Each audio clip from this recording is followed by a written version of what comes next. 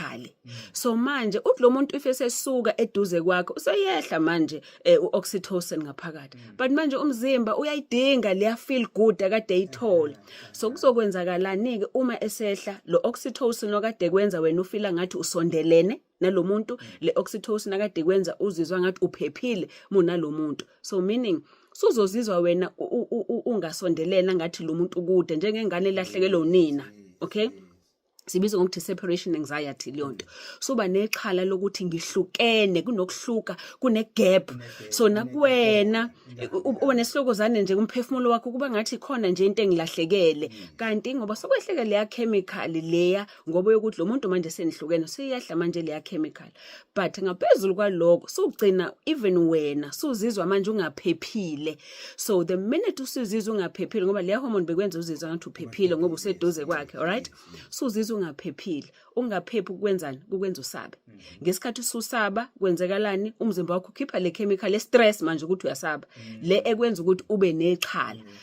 Suba ne-stress ke manje suke depression, suba nokusaba ne-stress esihambisana nokuhamba kwenhliziyo ebuhlungu kokuthi sowulahlekelwe lo muntu. Manje kumzimba wakho awukufuni leyo nto, awusifuni i-stress, umzimba uzothi yini engayenza kuze manje ngiqede le chemical manje ukuthi mina ngine-stress angiphephile ngenze njani.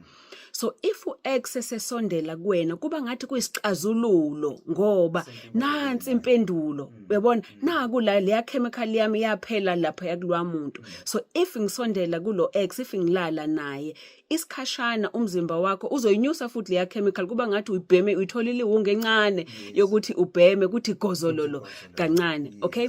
But you realize ukuthi lo gozololo wamanga ngoba kusuke kukhona isizathu esenzekile kuze nihlukane nina kwasekuqaleni, okay? Samina. Kanti also futhi ingqondo yenza enye into yokuthi iyakwazi ukuthi sibiza ngokuthi i-rosy retrospective leyo nto. Ingqondo iyakwazi ukuthi izinto ebezikade uma sudlulile kuyona ku-relationship lokho bokade kukubi uyakhohlwa ukhumbule lokho kumnandi kuphela. So kugcina kuba ngathi i-relationship ibingcono kunalento bekade iyona because ingqondo manje sihambe yaselector lokho okukhumbulekayo ku-memory yakho okumnandi, lokho kade upanishwa khona ayisakhumbuli kuba ngathi into ekude leyo engekho. So ugcina futhi sukhohlwa into eyanihlukanisa. So kukuhle lokho ukuthi angibheme mina manje kuze ngiduduzeke kule mizwa yami, okay? Of which kwayona leyo nto akulona iqiniso. Ingqondo yakho nomzimba wakho isukuqambela amanga ngoba wena kumele manje uhambe kulama steps enhlungu ukuthi uzufike la okumele ukuthi uzuphole khona, alright? But ikhona ke lapha abantu abaningi abagcina beba stuck khona ngoba usezogcina manje esephinde ku-X ngoba omunye umuntu uzophinda ku-X ngoba esaba ukuthi usaba ukuhila, usaba ukuthi kufanele adlule kule stage sokuthi manje kufanele ngizile manje ukuthi sengishonelwe le relationship manje ngoba akuhle akumnandi vele nje ukushonelwa i-relationship, okay? Kunezigaba kufanele udlule kuzona ezibhlungu. So omunye umuntu usoke saba nanokuthi ngizodlula kulo buhlungu okungcono angiphinde khona kanti uphinda khona yolanda obunye ubuhlungu kulonto, okay? Omunye afuna ukuphindela uthalale no-X ngoba ngempela uzizwa eyedwa, uzizwe lonely, ukhumbula ukuthintwa, ukhumbula ukududuzwa, okay? Ukhumbula nje ukuthi kube nomuntu oseduze kwakhe. So lokho abona ukuthi umuntu okugcina wangithinta nomuntu oseduze kwami nomuntu owangizwa ngafila ngicomfort kwakuyilwa muntu, okusho ukuthi njengoba ngilonely ngidinga yena. Okay, kanti akusho ukuthi ngoba ulonely wena, kusho kodwa ukuthi udinga yena.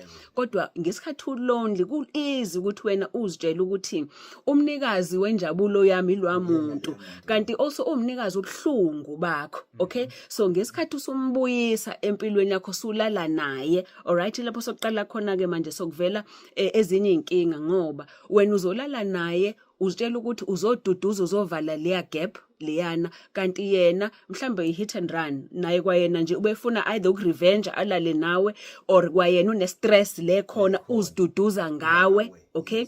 So kugcina wena ke suwa even worse ke manje ke kuleza inhlungu okade ukuzona ngoba subuyele umuntu kanti lo muntu akekho kule ndawo okade ukuyona, alright? Now Mshengu, one of the things ngiyabona ufuna ukungena ungaqala ungene ngisaku-foreplay, okay? So one of the things eyenza ukuthi umuntu amkhumbule ngaleyo ndlela u-X, yes ikhona leyo mizwa, but esikhathini esiningi lemizwa osukuyizwa wena usuke kwesinye isikhathi ukhalela le njabulo eyayikade ikhona ngesikhathi kukhona injabulo ngoba yayikhona injabulo kwakukhona ukuphepha kwakukhona ubumnandi kwakukhona nane identity yokuthi wena ubani unalomuntu ngindoda ngoba nginonkosikazi nguMrs bani nginesithunzi because of lo muntu so kukhona le movie wena owawuyithanda okay ewakwade uyidlala nalo muntu ngesikhathi kumnandi. Alright, so manje ngesikhathi umkhumbula kwawena umzimba wakho usuke kwawena uzikhumbula kwawena nenjabulo wena wawunayo ngawe okay but because le njabulo wawuyizwa unalomuntu ugcina sozitshela ukuthi injabulo yalwa muntu kanti injabulo yakho okay kwakuyinjabulo yakho kwamaphupho akho kwamaplans akho kwama-fantasies akho ngempilo kodwa unaye so manje usuzikhumbula leyo feeling wawunayo wena ingaphakathi kuwena so ugcina suyipha yena lo muntu uzitshela ukuthi uyena umnikazi wale njabulo yami. Uyazi ukuthi dokotela enye into ke evamise ukwenzeka mhlawumbe ngibuze le ethi yenzeka kanjani ke leyo uthola ukuthi umuntu seqhubekile nempilo dokotela yabona njengoba sikhuluma namhlanje kuyiphasika ukhona umuntu oqhamuke neqhinga nje ngoba efuna ukuyodavazana nobaba wengane yakhe sure unaye umuntu athandana naye yonke into ihamba kahle kodwa uqala amanga ke namhlanje dokotela wathi uyesontweni enkonzweni kodwa uyazi ukuthi lempela sonto yonke kuzobe odavazana nobaba wengane yakhe yabona leyo ukuthi ngoba usosothandweni olusha yonke into ihamba kahle usubuyela kanjani ke okay uyazi ukuthi Mshengu one of the things ezenzakalayo kumuntu ukuthi uze wenze lawo maqhinga uyazi indaba uyazi injwayelo okay kunabantu abazitshela ukuthi just because umuntu ngimjwayele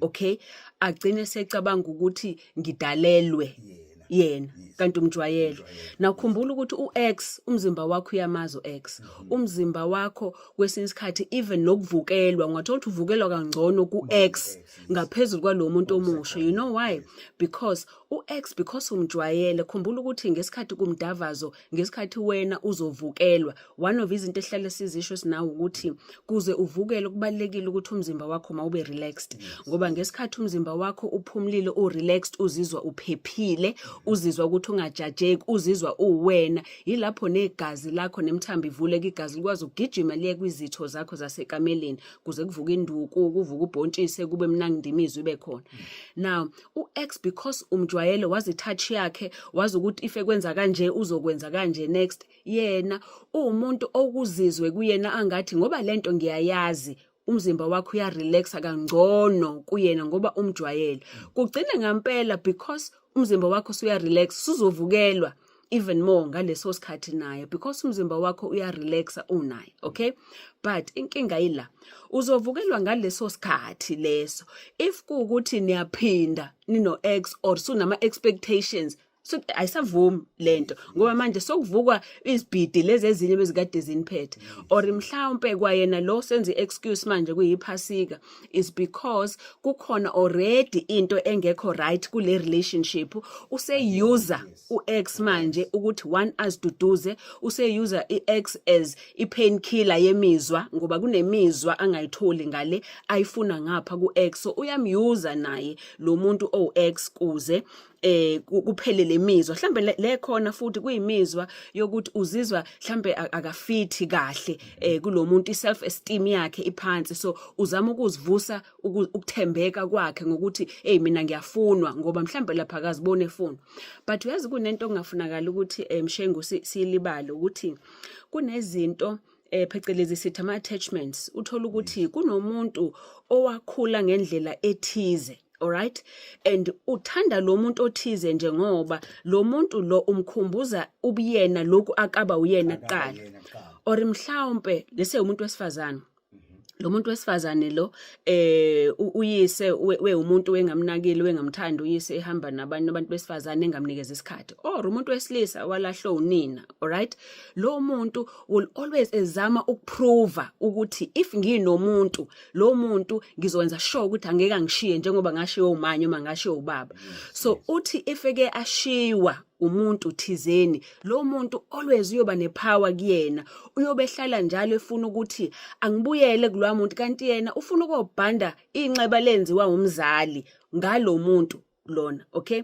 Because ukulahlwa yilo muntu kumkhumbuza ngendlela alahlwa ngokubona kwakhe, alahlwa umzali wakhe, or walahlwa omunye umuntu emthanda kakhulu kusakhula. So manje uzobambelela kakhulu kule relationship, noma ingekho right uzobona ngathi iyona edalelwe yona, kanti phakathi ile ngane ngaphakathi nje kuyena eyalahlwa efuna uyise noma efuna unina.